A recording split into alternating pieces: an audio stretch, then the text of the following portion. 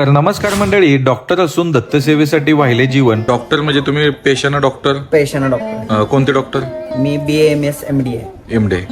पाटण तालुका दत्त मंदिर प्रवासाच्या पहिल्या भागामध्ये मी एटीएम दादा तुम्हा सर्वांचे मनापासून स्वागत करतो. आज तुम्हाला घेऊन निघालोय अशा प्रवासाला जिथं शरीर नाही तर मन चालतं, पाय नाही तर भक्ती धावते. शेवटी किती का मंदिर असं ना आणि किती का वाजना त्या आजच्या दिवसामध्ये आपण आज पूर्ण करणार आहे. तर चला मग. एका दिवसामध्ये पाटण तालुक्यातील 7 गावे आणि 7 दत्त मंदिर दर्शनाच्या भेटीला. त्यामुळे मित्रांनो, हा भक्ती मार्ग प्रवास बघण्यासाठी आत्ताच आपल्या एटीएम ब्लॉग या चॅनलला सबस्क्राईब करायला देखील विसरू नका. आणि आपल्या प्रवासाची पहिली सुरुवात झाली ती डोंगर धर्तीवरील असणाऱ्या सडावागापूर या गावातील दत्त मंदिरापासून. दत्त मंदिर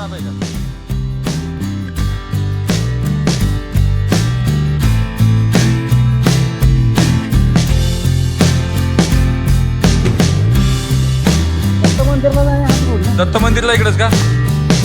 हे वेगळं मंदिर आहे का तिकडे? ते दत्त मंदिर नाही आहे.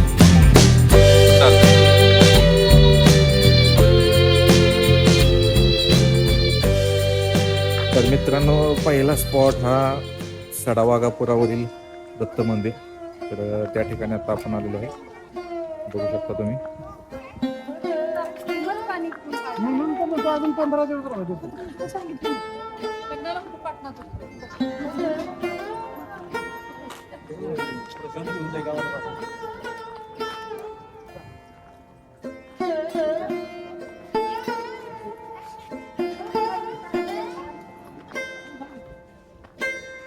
ठेवित कुठं जमा केली ती नाही, जरा काम असते ते, त्याच्यामुळं तुम्हीच कमेंट केलेली, मेसेज केलेला बहुतेक DM मला वाटतं. हा चालते. कधी झाला कार्यक्रम? काय आत्ताच 12ला झाला आपल्याला. हा वगैरे टाकलं हा. आणि बाकी process आसपासच्या गावातली काय माणसं हो आलेले ना बाहेरचे आलेले वगैरे, सगळे. ओळखीचे वगैरे सगळे आले. हा.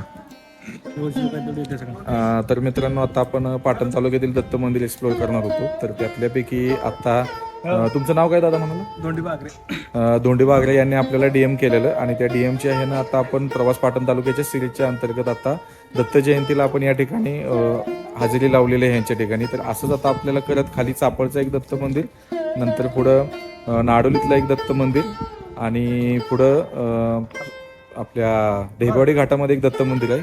त्या ठिकाणी पुढे आपण निघत जाणार आहे. तर चला मग आता. धन्यवाद दादा बोलवल्याबद्दल.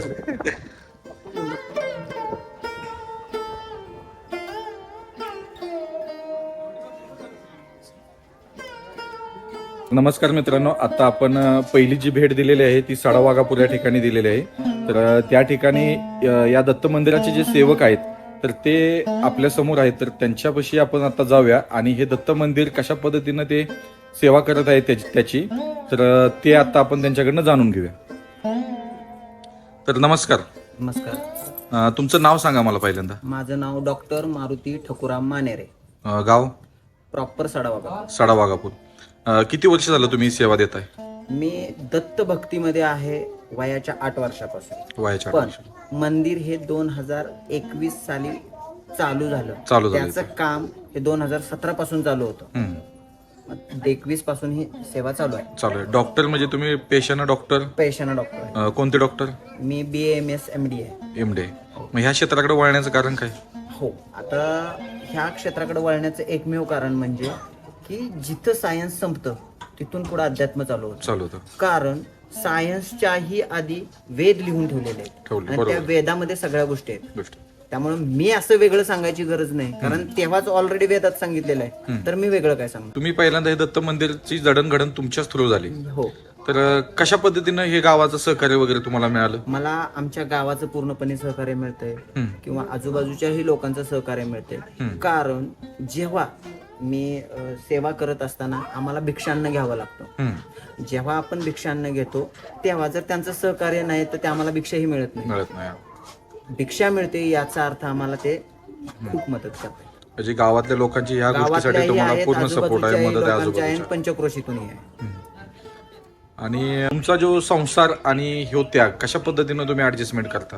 हा, आता पहिली गोष्ट आहे म्हणजे संसार आणि भक्ती हा ह्या दोन्ही गोष्टी कुठल्याही भक्तीत असं सांगितलेलं नाहीये की संसार सोडून नुसती भक्ती करा. आणि नुसती भक्ती जर करायची असेल तर आपल्याला संन्यास घ्यावा लागतो. बरोबर. संन्यास जेव्हा तुम्ही घेतात तेव्हा तुम्ही पूर्णपणे त्यांच्या भक्तीत रममान झालेला असतात. आणि आता तुम्ही दोन्ही करत असतात कारण त्या गोष्टीपर्यंत पोहोचण्यासाठी कालावधी लागतो, वेळ लागतो. जर तुम्ही गृहस्थी आश्रमामध्ये गेलेला असाल आणि पुन्हा जर तुम्ही संन्यास आश्रमामध्ये जात असाल तर तुम्हाला तुमच्या घरच्यांची किंवा तुमच्या पत्नीची सर्वांची परमिशन असावी लागते. त्याच्याशिवाय तुम्हाला जाता येत नाही. जर गेलो तर जसं ज्ञानेश्वर माऊलींच्या बाबतीत झालं, विठ्ठलपंतांच्या बाबतीत झालं, तशा गोष्टी. कारण सध्याचं युग हे कलियुग आहे आणि कलियुगामध्ये कोण केव्हा काय बोलेल याचा मेळ लागणार नाही. तर मला सांगा, ही जी कलियुग तुम्ही म्हणला, तर या कलियुगातल्या आत्ताची जी लोक आहेत त्यांना काय संदेश देऊ शकता तुमच्याकडनं? ह्या कलियुगामध्ये आपण नाम आणि नेम याच्या आधारावर जगू शकतो. कारण तुमच्यामध्ये कलह दोष उत्पत्ती करणे हेच कलीचं काम असतं. पण त्याच्यामध्ये तुमच्याकडे नाम आणि नेम असेल तर त्याच्यामध्ये तुम्हाला ते भगवान, ज्यांना आम्ही गुरु मानतो, भगवान दत्तात्रय असतील किंवा शिव असतील किंवा आणि प्रत्येकाची आराध्य दैवत वेगळे आहेत ते असतील, त्यांचं नाम आणि नेम घेतला तर त्याच्यात आपल्याला टिकाव लागू शकतो. तर बघितलं का मित्रांनो, कशा पद्धतीने या ठिकाणी हे जे तर बघितलं का मित्रांनो, कशा पद्धतीने हे सेवक या ठिकाणी आपली सेवा पूर्ण करत आहेत. कारण एक आपलं जे फॅमिली आहे आणि प्लस हे जे हे उपदेश आहे आणि हे जी सेवा आहे ही चांगल्या पद्धतीने या ठिकाणी पार पाडत आहेत. तर मग चला, मग आता पुन्हा एकदा आपण भेटू अशाच पुढच्या दत्त मंदिराला भेट देऊन.